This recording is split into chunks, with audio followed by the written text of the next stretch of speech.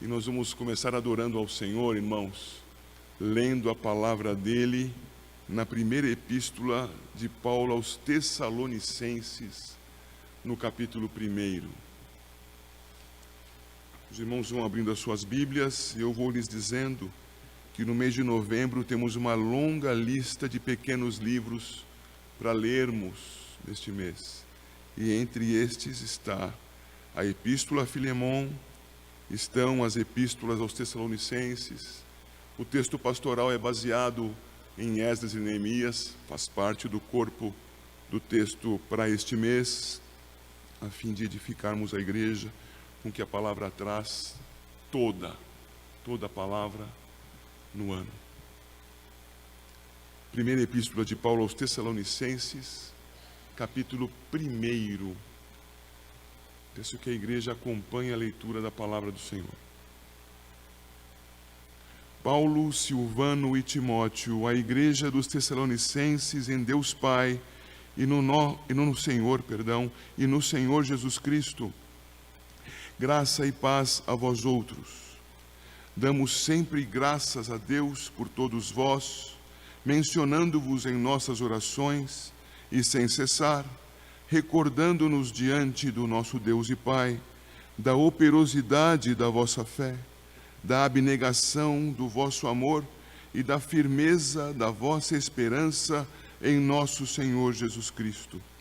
Reconhecendo, irmãos amados de Deus, a vossa eleição. Porque o nosso Evangelho não chegou até vós tão somente em palavra, mas sobretudo em poder, no Espírito Santo e em plena convicção, assim como sabeis ter sido o nosso procedimento entre vós e por amor de vós. Com efeito, vos tornastes imitadores nossos e do Senhor, tendo recebido a palavra, posto que em meio de muita tribulação, com alegria do Espírito Santo, de sorte que vos tornastes um modelo para todos os crentes na Macedônia e na Acaia, porque de vós repercutiu a palavra do Senhor, não só na Macedônia e Acaia, mas também por toda parte se divulgou a vossa fé para com Deus, a tal ponto de não termos necessidade de acrescentar coisa alguma. Pois eles mesmos, no tocante a nós, proclamam que repercussão teve o nosso ingresso no vosso meio, e como, deixando os ídolos, vos convertestes a Deus, para servirdes o Deus vivo e verdadeiro, e para aguardardes dos céus o seu Filho, a quem ele ressuscitou dentre os mortos, Jesus, que nos livra da ira vindoura. Os que estão fora podem entrar, por favor. Graças a Deus pela palavra do Senhor. Esse texto foi um dos estudados ontem no acampamento.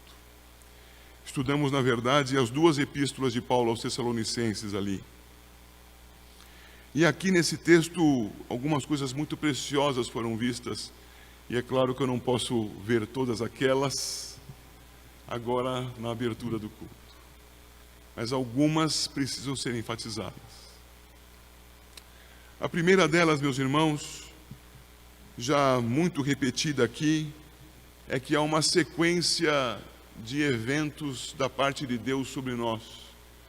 E essa sequência inclui primeiro graça e depois paz. Nunca jamais haverá paz se não houver graça.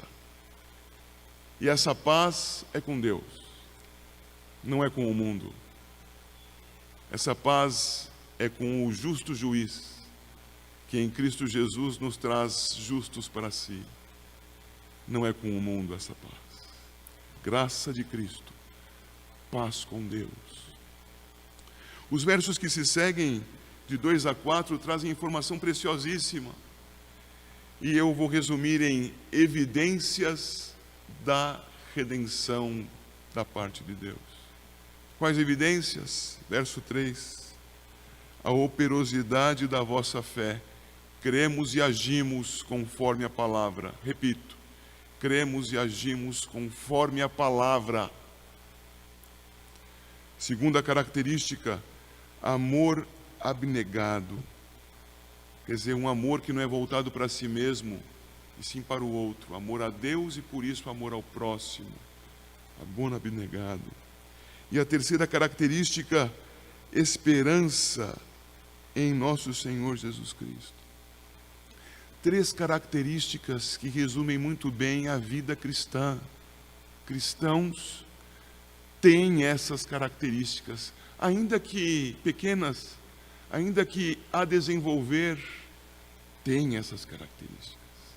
E essas características, versículo 4, são evidência da eleição para a vida. Não tem essa característica, provavelmente é porque não seja eleito para a vida, esteja morto sem Cristo. O texto segue e nos versículos 6 a 9, na sua parte inicial, nós vemos que o Evangelho progride de uma boca para outra. De uma boca para um ouvido, vamos fazer assim. De uma boca para um ouvido, e da boca desse ouvido para outro, e assim vamos em sequência. De modo que os tessalonicenses se tornaram imitadores de Paulo no Senhor. Paulo, imitador de Cristo, tessalonicenses, imitadores de Paulo. E o texto vai seguir dizendo que, verso 7, os tessalonicenses se tornaram modelos para os crentes da Acaia e da Macedônia. Vejam, Evangelho pregado e vivido, fé operosa. Tudo isso estou trazendo para os irmãos aqui no início do culto, para trazê-los para o culto, a fim de que vocês venham cultuar aquele que molda a sua vida, a partir de Cristo Jesus, evidentemente. Porque o texto termina dizendo que, versos 9 e 10, os crentes em Deus abandonaram os ídolos. Você carrega algum ainda aí? No seu coração? Abandonaram os ídolos, mas o fizeram convertendo-se a Deus e não a si mesmos. E convertendo-se a Deus para servi-lo e não para servir-se dele. Olha o versículo 9. Para servi-lo e não para servir-se dele.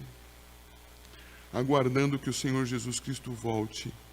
Jesus Cristo ressurreto dos mortos. Jesus que nos livra da ira vindoura. Esse é o texto. Eu vou chamar a igreja agora para orar, mas espero que a igreja ore olhando para o texto. E ore a Deus agradecendo pelo que Ele já fez por você. E pedindo para você crescer naquilo que já existe em você. E examinando-se para verificar se algo falta. Porque em Cristo Jesus é que essas coisas existem.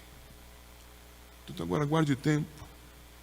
Ore a Deus silenciosamente, você diante do Senhor.